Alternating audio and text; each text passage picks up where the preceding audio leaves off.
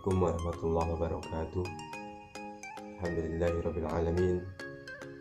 Wassalatu ala asrofil anbiya'i wal mursalin Sayyidina wa maulana Muhammadin wa ala alihi wa sahbihi ajma'in. Amma ba'd.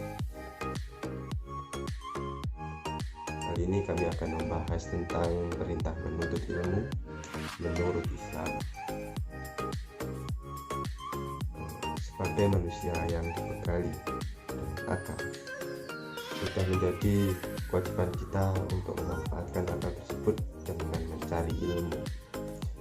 Dengan ilmu pengetahuan, hidup kita akan lebih terarah. Tidak hanya itu tujuan mencari ilmu, namun diharapkan kita juga akan memperoleh kebahagiaan baik di dunia maupun di akhirat. Dengan ilmu pengetahuan, kita dapat memahami apa yang menjadi tugas kita, sehingga Rasulullah Shallallahu Alaihi Wasallam memerintahkan, menganjurkan dan memotivasi umatnya untuk menuntut ilmu. Ibnu Mas'ud meriwayatkan, Rasulullah Shallallahu Alaihi Wasallam berkata kepadaku, tuntutlah ilmu pengetahuan dan ajarkanlah kepada orang lain. Tuntutlah ilmu kewarisan dan ajarkanlah kepada orang lain. Pelajarilah Al-Quran dan ajarkanlah kepada orang lain. Saya ini akan mati, ilmu akan berkurang dan cobaan akan semakin banyak, sehingga terjadi perbedaan pendapat antara dua orang tentang suatu kewajiban. Mereka tidak menemukan seorang pun yang dapat menyelesaikannya. Dalam hadis ini ada tiga perintah belajar, yaitu perintah mempelajari al-alim, al-faraid dan Al-Quran. Menurut Ibnu Mas'ud, ilmu yang dimaksud di sini adalah ilmu syariat dan segala jenisnya.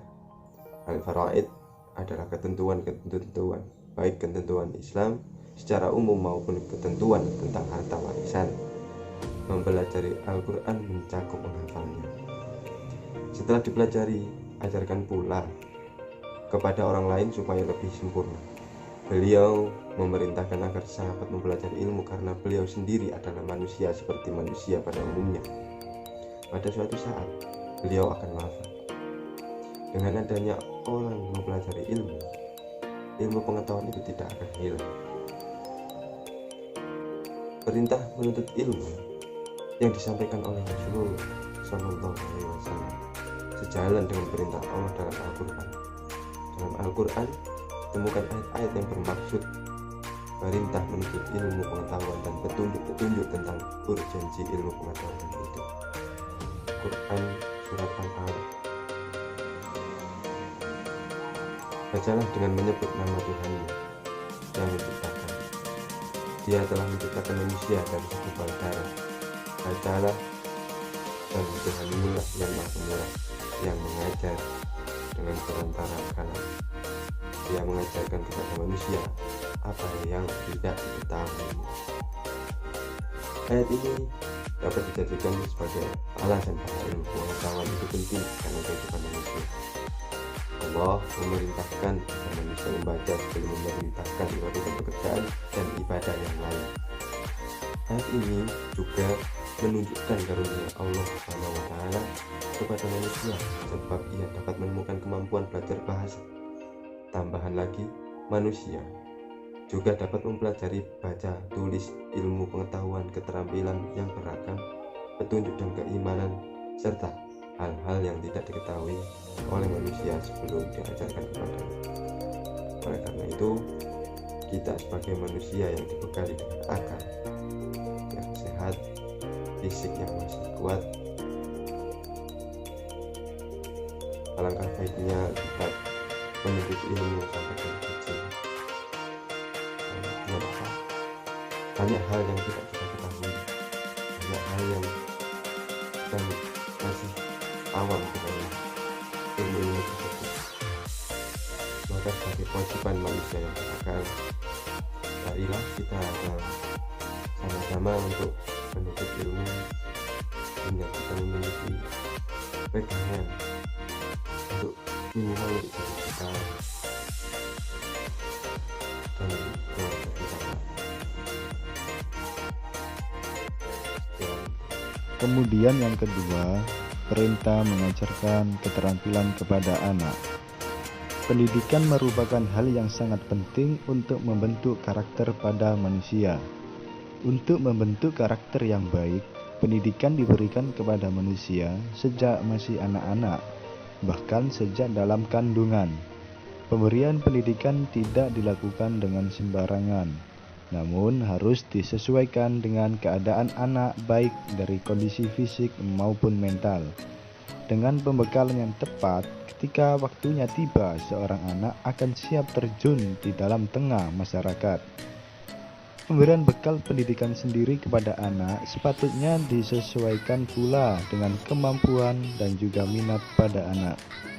Ketika anak memiliki minat pada keterampilan tertentu, menjadi keharusan orang tua untuk mendukung penuh selagi tidak menyalahi syariat. Rasulullah SAW memberikan gambaran kewajiban orang tua dalam memberikan pendidikan kepada anaknya. Dalam sebuah hadis, Rasulullah SAW pernah ditanya oleh sahabat yang bernama Abi Rafi'i. Beliau berkata, "Apa kewajiban bagi orang tua dalam mendidik anak?" Kemudian Rasulullah bersabda bahwasanya kewajiban orang tua untuk mendidik anak yakni mengajarkan menulis, termasuk memanah, berenang, mewariskan dan tidak memberikan rezeki kecuali yang baik. Dalam hadis ini dijelaskan bahwa seorang anak memiliki hak yang harus didapat oleh orang tua, yaitu berupa pendidikan keterampilan. Dalam hadis ini disebutkan 4 aspek keterampilan yang berhak didapatkan oleh seorang anak dari orang tuanya. Yang pertama, yakni menulis. Dalam pendidikan menulis, anak dapat menggunakan tangannya untuk berekspresi dan mengenal huruf-huruf bacaan. Pendidikan menulis berarti pula pendidikan membaca. Pendidikan menulis ini bertujuan untuk menghilangkan kebodohan. Dengan pendidikan ini, anak mampu mengembangkan pengetahuan dan wawasan yang dimilikinya. Kemudian yang kedua, yakni berenang. Pendidikan berenang menganjurkan untuk menjaga keseimbangan. Hal ini berlaku pula dalam menjalani kehidupan. Pendidikan berenang yang diajarkan oleh Rasulullah bertujuan untuk melatih mental, mempertahankan hidup, bertahan dan melindungi diri untuk tidak tenggelam, tidak mudah menyerah sehingga mampu mencapai apa yang diinginkan. Kemudian yang ketiga, yakni pendidikan memanah. Memanah sangat dianjurkan untuk menanamkan rasa patriotisme, menjadi orang yang teguh dan cinta tanah air. Selain itu juga untuk menjaga diri dari musuh. Memilih tempat sasaran juga sebagai latihan untuk menentukan keputusan dengan tepat yang berpikir jernih. Kemudian pendidikan yang keempat, yakni pendidikan ekonomi.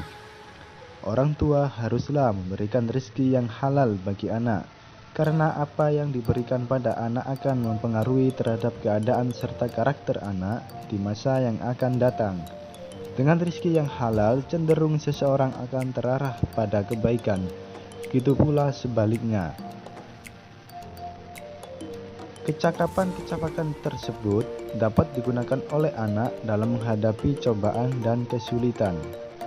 Saya ulangi lagi, kecakapan-kecakapan tersebut dapat digunakan oleh anak dalam menghadapi cobaan dan kesulitan yang akan dijumpai dalam kehidupannya, sehingga ia dapat menjadi hamba yang bertakwa, berkah, perhiasan yang menyenangkan, dan anugerah bagi umat. Di dalam Islam, kita mengenal yang namanya rukun Islam, yang jumlahnya ada 5. Dan dari kelima rukun Islam ini, salah satunya adalah sholat. Sholat menjadi rukun Islam yang frekuensi pelaksanaannya paling rapat dibandingkan yang lainnya, yaitu 5 kali dalam sehari. Sehingga menjadi penting bagi orang tua untuk mengajarkan anak bagaimana tentang bagaimana cara tentang sholat. Seperti yang dituturkan oleh Rasulullah SAW, perintahkan anak-anakmu melaksanakan sholat sedang mereka berusia 7 tahun, dan pukullah mereka karena tinggalkan sholat sedang mereka berusia 10 tahun, dan pisahkan antara mereka di tempat tidurnya. Merujuk dari hadis ini, bisa kita lihat yang menjadi patokan untuk mengajarkan anak tentang sholat adalah 7 tahun dan 10 tahun. Namun, sebagian besar ulama berpendapat bahwa sebelum usia 7 tahun, anak digolongkan sebagai mumayyiz, yaitu tidak dapat membedakan mana yang baik dan mana yang buruk. Namun, ketika usia mumayyiz ini, kita sebagai orang tua tetap harus mengajarkan sholat kepada anak, walaupun ia tidak melaksanakan sholat, ia tidak dibebankan oleh dosa. Dan kemudian ketika ia sudah berumur 7 tahun, mayoritas ulama berpendapat bahwa seorang anak ini sudah digolongkan sebagai tamyiz, yaitu dapat membedakan mana yang baik dan mana yang buruk. Sehingga pada saat ini kita harus lebih giat dalam mengajarkan anak, dalam mengingatkan anak untuk melaksanakan sholat.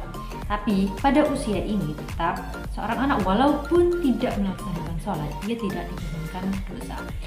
Kemudian perlu diingat yang menjadi patokan adalah usia 7 tahun dan 10 tahun. Di antara usia 7 tahun dan 10 tahun, sebagai orang tua kita memiliki kewajiban untuk terus mengingatkan anak untuk melaksanakan sholat. Dan ketika sudah berusia 10 tahun, kita memberikan tambahan treatment kepada anak, yaitu berupa pukulan. Yang pukulan ini tidak bertujuan sebagai kekerasan terhadap anak, melainkan sebagai proses untuk pembentukan pola pikir kepada anak agar dapat melaksanakan sholat secara sadar, secara mandiri tanpa harus disuruh oleh orang tua ke depannya. Dan ketika ia sudah berusia balik, diharapkan untuk dapat menyadari bahwa sholat itu wajib, dan ketika ia sudah menyadari betapa pentingnya sholat dan hukumnya yang tentu didukung oleh materi-materi lainnya tentang sholat, seorang anak ini sudah tidak bergantung kepada orang tuanya dalam melaksanakan sholat. Dan sekian yang bisa saya jelaskan tentang hadis Nabi yang memerintahkan orang tua untuk mengajarkan sholat kepada anak sedari dini. Dan sekian pula pemaparan materi dari kelompok kami. Terima kasih sudah menonton. Wassalamualaikum warahmatullahi wabarakatuh.